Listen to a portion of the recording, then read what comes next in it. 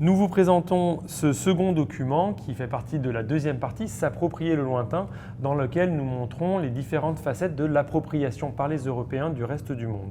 Cette map monde est intégrée à un atlas historique, un des premiers du genre. Donc un atlas historique, ça présente des cartes qui racontent l'histoire des différentes parties du monde. Il est rédigé par des immigrés français aux Pays-Bas, des immigrés protestants. Il fait partie du chapitre justement sur les Pays-Bas et il donne un peu la gloire des Pays-Bas d'avoir été tout le long du XVIIe siècle la puissance économique majeure de l'Europe. Donc cette map monde, déjà, le fait que ce soit une map monde en dit beaucoup, elle est parsemée de nombreux petits points qui racontent les faits marquants et les comptoirs de la Compagnie des Indes occidentales, c'est-à-dire l'Amérique et le Pacifique, et surtout de la Compagnie des Indes orientales, qui concerne principalement l'Inde, l'Indonésie, la Nouvelle-Hollande et toute cette partie qui était largement dominée et exploitée par les Néerlandais.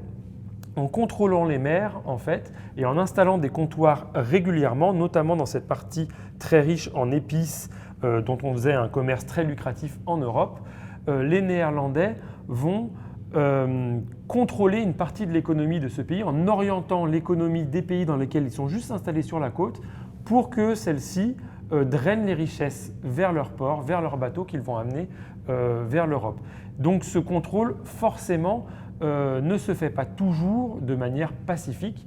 Des fois, ils imposent leur présence à des sultans, à des autorités locales, de manière à conserver ce dominium économique sur les richesses du pays.